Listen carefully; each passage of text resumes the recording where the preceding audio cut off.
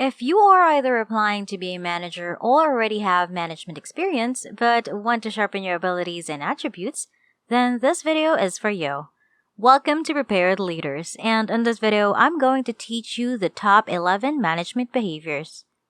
As time goes on, you'll develop good habits that will make it easier for you to manage and help you become a better manager. Number 1. Successful managers always assume control of all circumstances that fall under their purview. Effective managers never utter the phrase, "That's not my fault. That's not my team's fault." Once you begin to do that, other team members will follow suit and begin to assume responsibility for the issues. You will notice right away that you are beginning to be a lot more productive. So make it a habit to take responsibility for every circumstance. Number 2. Effective leaders always begin with high expectations. Setting high standards will help you establish a reputation as a manager who won't accept anything less than the best. We are going to set very high standards and stick to them at all times. You should always tell your employees right away. It is far more difficult to increase standards later if you reduce them at the beginning. So if you decide to decrease the requirements after setting them high, it will be quite simple to do so. However, raising them later on is really challenging. Always take pride in what you do and set high standards, since doing so will inspire others on your team to take pride in their work. Number 3. Highly effective managers are constantly seeking methods to do better and never consider their careers to have ended. You should always try to get better, and reading is one of those ways. One of the first pieces of advice on taking charge of circumstances is, if you always strive to grow and own responsibility for your actions, you will discover that you'll do a great job as a manager. Number 4. Excellent managers speak less than they listen. You have more time when you listen. Always pay attention to what others are saying, since it gives you more time and more alternatives for action. Because you are learning information as you listen. By listening, you gain knowledge and strength. Never talk until you have listened. Just because you are the manager doesn't mean you have to be the loudest person in the room. Number 5. The value of surrounding yourself with a team of supporters is understood by great managers. You should learn this early in your management career, since great managers not only treat people with respect but also command respect. Building relationships with individuals, your team members, and other managers in your business can help you have a strong support system when you need it. In other words, if something goes wrong in your personal life, you have people you can turn to. You need someone you can turn to in case something goes wrong, much like a manager. In some cases, you might even need to ask for favors. Always be kind to those around you, because you never know when you'll need them. Number 6. Effective managers occasionally take no action. You're not always required to choose. So, as managers, we think we have to make decisions all the time, even though this isn't true. The phrase, "let's wait and see what happens," carries a lot of weight.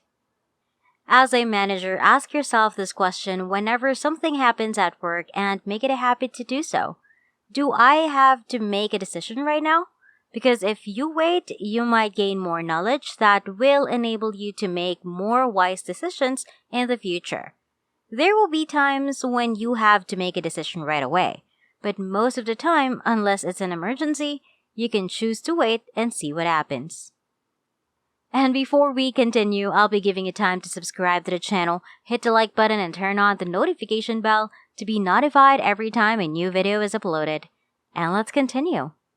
Number 7. Excellent managers are experts at filtering. Information is always being presented to us. Senior managers and supervisors in charge of us will want us to take certain actions. And we also have a team that has to be taken care of. You'll get a lot of information, so you'll need to learn how to sort through it. Step 1. Make a list of the things you really must do as a first step, in that specific week or on that specific day. Step 2. Sort the tasks according to importance and urgency. The rest can wait if you finish them to a very high standard. Number 8. Learn about your staff. Learn about the individuals you are in charge of. Speak to the members of your team. Talk to them and pay attention to them. Find out the strengths and weaknesses of the people on your team. When you are aware of someone's talents and activities, you can assign work to them right away. You will know who to delegate to if you are familiar with your team members. And maybe more crucially, be aware of their areas for improvement because doing so will help them feel more appreciated. If you are aware of the deficiencies of your team members, you can send them to the proper training sessions or even coach and mentor them yourself, which will make them feel valued and appreciated. Find out the professional goals of the people on your team. Now, every member of a team has a different set of goals. There is nothing wrong with some team members of yours wanting to come to work, do a decent job, and then leave.